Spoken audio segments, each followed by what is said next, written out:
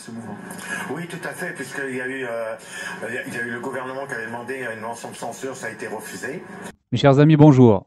Alors là, nous avons un exemple flagrant de la sélection des merdias. Ils choisissent toujours celui qui est le moins au courant, le moins éveillé, pour servir d'idiot utile, si ce n'est pas un agent du système qui simule être con. Il y a un métier, mes chers amis, dans la télé-réalité qui s'appelle casteur de camp. Vous testez des dizaines et des dizaines de candidats et vous ne sélectionnez que les pires, les plus extravertis et les moins futés, les plus dociles et les moins alertes. Ce témoin nous apprend que c'est le gouvernement qui a fait une motion de censure. Croyez-le ou pas, je me suis pincé aussi plusieurs fois. Il y a eu le gouvernement qui avait demandé une motion de censure, ça a été refusé. Et vu que la remise en marche est majoritaire, donc normale, c'est pour ça que nous maintenant nous demandons le RIC, c'est-à-dire c'est le référendum d'initiative citoyen. C'est-à-dire que c'est au peuple qui va pouvoir maintenant gérer leur argent.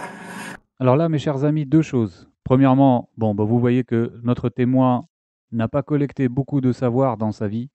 Il veut absolument intervenir dès qu'il y a une télé, et en plus en direct, sans avoir un minimum fait des recherches, s'être renseigné, s'être documenté, collecter des informations. Le référendum d'initiative citoyenne, il croit que c'est un moyen de gestion qui n'est plus ni moins un nouveau verrou contre le peuple, parce qu'on donne au peuple l'illusion encore et encore qu'il va décider à travers un instrument qui ne sera activé que par les élites, utilisé et fonctionnel que par les personnes ayant énormément de moyens. Je vous cite toujours l'exemple des pétitions qui se sont démocratisées en ligne. Regardez le nombre de pétitions très intéressantes et qui disent la vérité et qui ne rassemblent tout au plus que quelques centaines de signatures. Regardez les pétitions pour des conneries gouvernementales, elles font des millions de signatures.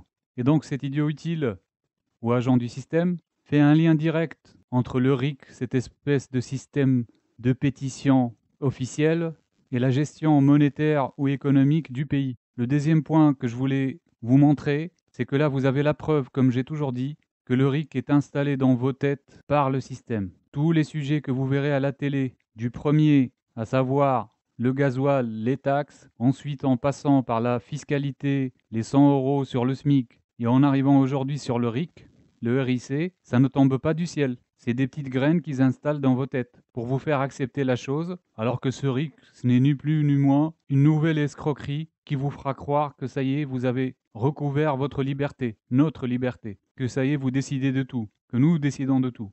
Demandez-vous pourquoi à la télé, vous n'entendez jamais parler des sujets que moi et d'autres, et même vous-même, vous évoquez continuellement. Demandez-vous pourquoi vous n'entendez jamais parler de la manipulation des médias. Pourquoi vous n'entendez jamais parler des guerres meurtrières et très coûteuses. Pourquoi vous n'entendez jamais parler des vaccins? Pourquoi vous n'entendez jamais parler de la justice familiale? Pourquoi vous n'entendez jamais parler de l'éducation sexuelle? Pourquoi vous n'entendez jamais parler de l'âge de consentement sexuel? Pourquoi vous n'entendez jamais parler des placements abusifs d'enfants? Pourquoi vous n'entendez jamais parler de la franc-maçonnerie qui ne respecte pas la laïcité dans ce pays? Pourquoi vous n'entendez jamais parler du revenu universel qui serait bénéfique à nous tous? Mes chers amis, ouvrez les yeux pour ceux qui ne les ont pas encore ouverts. Mes chers amis, avec les moyens que vous avez, partez pacifiquement, bloquez les merdias. Ce sont eux qui nous font du mal, qui mentent, qui vous font croire que ce n'est pas suivi alors que c'est très suivi, qui vous font croire que les sujets défendus sont ceux qu'ils présentent alors que pas du tout. Mes chers amis, cette révolution, elle est à chacun d'entre vous, à chacun d'entre nous. Ne les laissons pas nous balader comme ils ont fait en mai 68 et depuis même pas 30 ans, comme dit cet homme, depuis 1789 qui joue avec nous. Mes chers amis, montrons-leur qu'on est intelligent, plus intelligent que eux, qu'on ne se mettra pas les uns contre les autres, mais qu'on se mettra tous unis ensemble contre eux, contre ce système gangréné, corruptif, qui se base sur plusieurs sociétés secrètes, la première desquelles la franc-maçonnerie. Mes chers amis, à bas la République meurtrière maçonnique, vive la France libre de racines catholiques. vu que la remise en marche est majoritaire, donc normale, c'est pour ça que nous maintenant nous demandons le RIC, c'est-à-dire c'est le référendum d'initiative citoyen. C'est-à-dire que c'est au peuple qui va pouvoir maintenant gérer leur argent. Est-ce que ce référendum d'initiative citoyen, il ne fallait pas le demander il y a déjà un mois? Pourquoi est-ce qu'il arrive maintenant? Il y a un mois, on était au départ surtout pour les taxes de gasoil, et c'est ça qui a fait la goutte qui a fait déborder le vase. Et de plus, vu que M. Macron, le président de la République, ne veut pas nous entendre, donc c'est pour ça que maintenant nous le demandons. Sans ce référendum, vous avez l'impression que vous ne pourrez pas participer à la vie politique française? Ah oui, oui, tout à fait, oui. On ne pourra pas participer puisque actuellement le gouvernement joue la sourde oreille.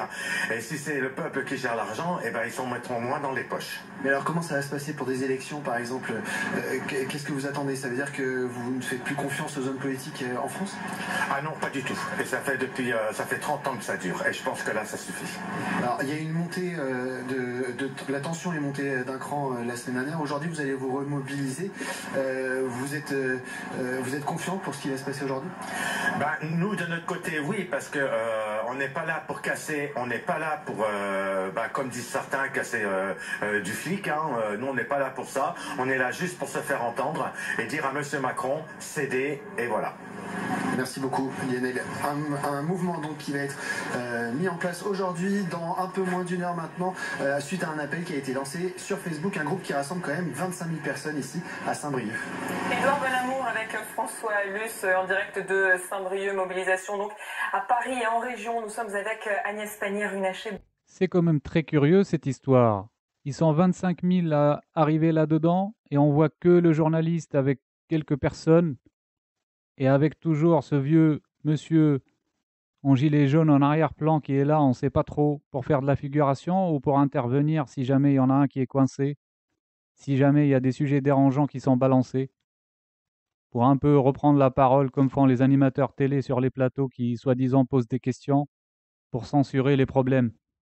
Mes chers amis, ça sert à ça le cinquième pouvoir. Pour ceux qui arriveront à regarder à temps ma vidéo, allez sur place filmer. Filmer ce journaliste, filmer leur comédie, glaner des informations à l'endroit qu'ils ont indiqué. Pour ceux qui sont de là-bas, ils devraient reconnaître.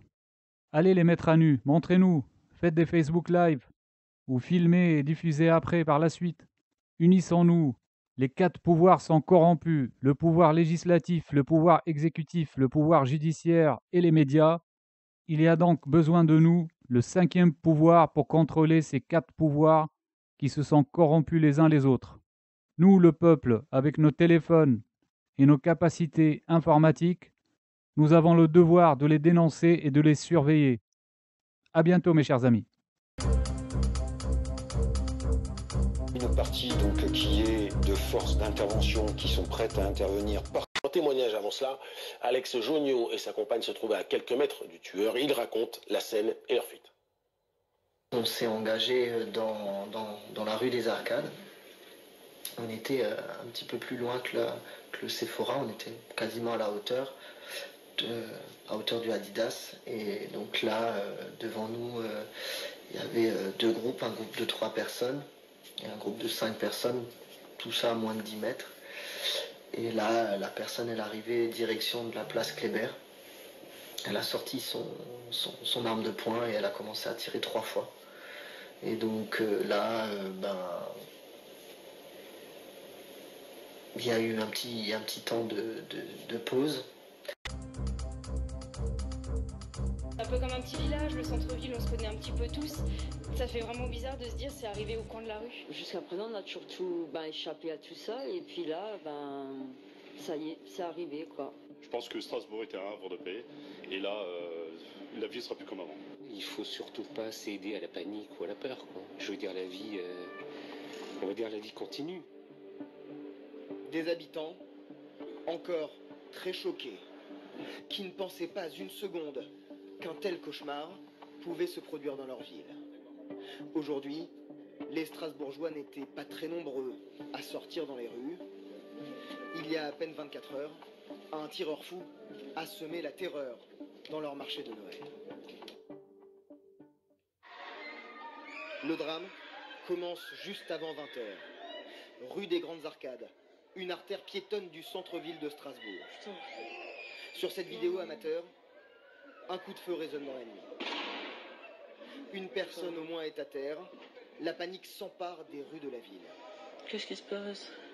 Nos équipes recueillent le témoignage d'un restaurateur. La première victime venait de sortir de son établissement. J'étais en train de servir, j'ai entendu une détonation. Je pensais que c'était mon ardoise qui est tombée. Malheureusement, au moment où je suis sorti, j'ai vu un corps à terre. J'ai vu une personne partir en courant avec une arme. J'ai couru un peu au milieu de la rue pour voir ce qui se passait. J'ai vu cette personne tirer encore un peu partout dans tout Strasbourg. Et la personne qui était devant chez vous, qui a été touchée? Elle est décédée, 15 minutes après. Les premiers sur place sont bien sûr les militaires de l'opération Sentinelle. En raison du marché de Noël, la ville est quadrillée par les forces de police qui arrivent également sur place. À ce moment précis, difficile de savoir exactement ce qu'il s'est passé. Dans l'urgence, les forces de police sont à la recherche d'un tireur. Il serait rentré par le pont du Corbeau dans la zone piétonne avant de tirer au hasard rue des Orfèvres, rue des Grandes Arcades, puis dans la rue Sainte-Hélène. Il aurait abattu un touriste thaïlandais au pont Saint-Martin, au cœur du marché de Noël. Une séquence meurtrière qui va durer entre 20 et 40 minutes selon les témoins. Dans la grande rue évacuée, les secours s'organisent. Une blessée s'est réfugiée dans ce restaurant. Elle a été emmenée ici par sa famille. Vous avez réussi à ramener votre cousine malgré le fait qu'elle était blessée? Oui, on l'a ramenée ici. Et puis il y avait les deux dames aussi qui nous ont aidés. Des rafales, c'était des rafales, comme comme elle dit la dame, une kalachnikov. Hein. Absolument. C'était vraiment des rafales. On pensait que c'était le feu d'artifice. Hein. Oui. Et quelques secondes après, on s'est rendu compte que c'était vraiment un fusil. Hein. C'était pas un pistolet, c'était des rafales. On est passé entre les balles. Entre les balles, oui. Voilà. La première porte qu'on a trouvée, on y est rentré.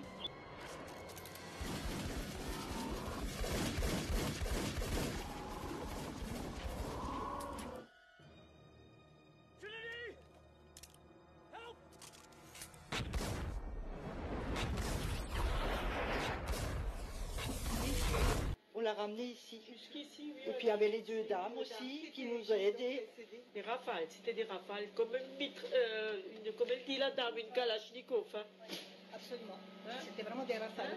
On pensait que c'était le feu d'artifice. Hein. Oui. Et quelques secondes après, on s'est rendu compte que c'était vraiment un fusil. Hein. C'était pas un pistolet, c'était des rafales.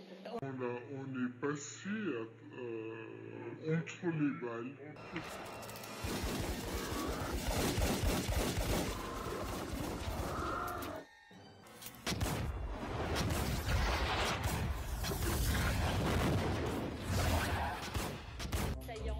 Où peut-il bien se cacher?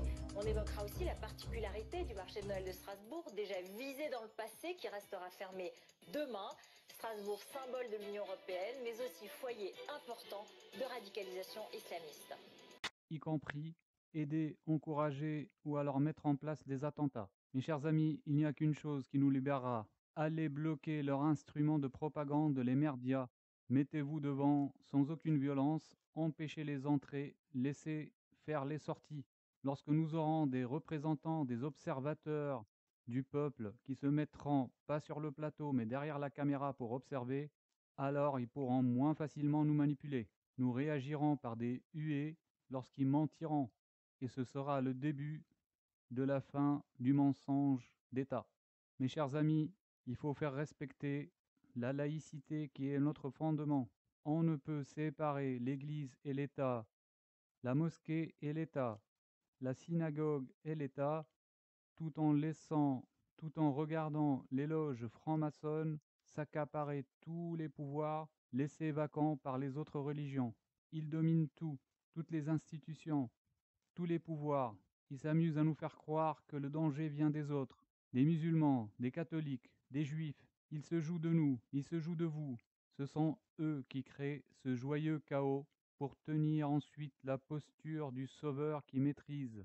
Le sage, calme, intelligent, l'élite, brillant et efficace. Mes chers amis, ouvrez les yeux, levez-vous, dressons-nous, pas les uns contre les autres, mais tout le monde contre nos bourreaux. Mes chers amis, à bas la République meurtrière maçonnique. Vive la France libre, catholique. Mes chers amis, nous avons le même cadreur pour 2 chaînes et qui se prétendent les 2 en direct. Est-ce possible, mes chers amis? Ces gens-là sont tellement supérieurs qu'ils gagnent contre les lois de la physique et de l'espace-temps. Les extraterrestres sont parmi nous. Mes chers amis, demandons un revenu universel, au moins 800 € pour chacun, et jusqu'à notre décès, ceci en plus de nos revenus. Mes chers amis, c'est possible et ça ne coûtera rien de plus. Il suffira de mutualiser les aides existantes, de supprimer les organismes distributeurs des aides, d'économiser sur les différents contrôles, sachant qu'il y a des personnes qui ne savent pas demander les aides et d'autres qui fraudent, qui en prennent plus qu'il n'en faut. On simplifiera tout, on éliminera toutes les procédures et les pénibles constitutions de dossiers et de contrôles. On permettra aux plus ambitieux d'augmenter leurs revenus et à ceux qui ne souhaitent pas se soumettre à l'esclavagisme salarial de vivre heureux sans travailler. Ceci soulagera le marché du travail et inversera le rapport de force avec le capital et le patronat. Au final, nous gagnerons tous et nous entrerons dans un cercle vertueux économique, une formidable prospérité avec les projets de chacun d'entre nous qui vont s'accélérer et du coup les embauches qui vont suivre. La demande étant le moteur de l'emploi. Non merci, Étienne Chouard et les autres. Gardez vos idées pour vous-même. Si vous étiez bien informés, vous auriez traité depuis bien longtemps le sujet de la franc-maçonnerie. Vous auriez pointé le vrai mal du doigt. Vous nous expliquez que votre RIC serait le remède miracle, alors qu'un outil comparable comme les pétitions qui se sont démocratisées et qui existent en ligne, pour le commun des mortels ne décolleront pas au-delà de quelques dizaines de signatures, mais pour les élites et ceux qui ont de l'argent, il est très facile d'obtenir des centaines de milliers de signatures, et donc, comme pour toujours, les projets et les idées des uns seront promus et le peuple dans son ensemble perdra au change et devra se taire. Non, la vraie démocratie se fera par smartphone et par Internet, dans une consultation et un échange de propositions en temps réel. Nous économiserons en supprimant plusieurs institutions et services coûteux, vampires, comme le Sénat, et pas mal de hauts conseils à ceci, haute autorité à cela. Mes chers amis, à bas la République meurtrière maçonnique. Vive la France libre, catholique.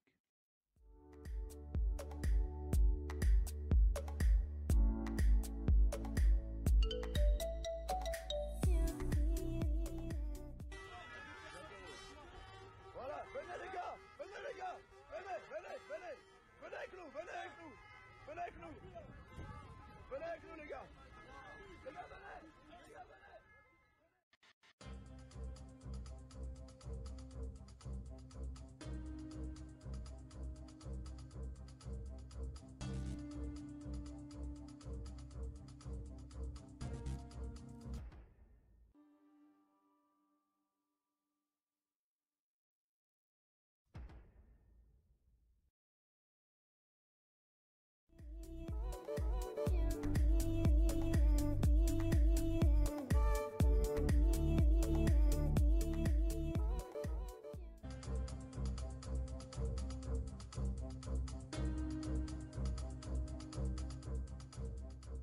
Invité.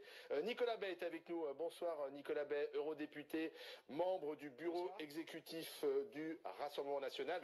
Chérif n'est pas arrivé récemment en France. Il a bénéficié de la générosité de la France. Il a eu la nationalité française grâce au droit du sol. Il a bénéficié du laxisme judiciaire en France puisque... Oui, il est né à Strasbourg, il a bénéficié du droit du sol, mais nous pensons que le droit du sol n'est pas un bon principe. Nous sommes attachés au droit du sens et au droit de la filiation. Dans ce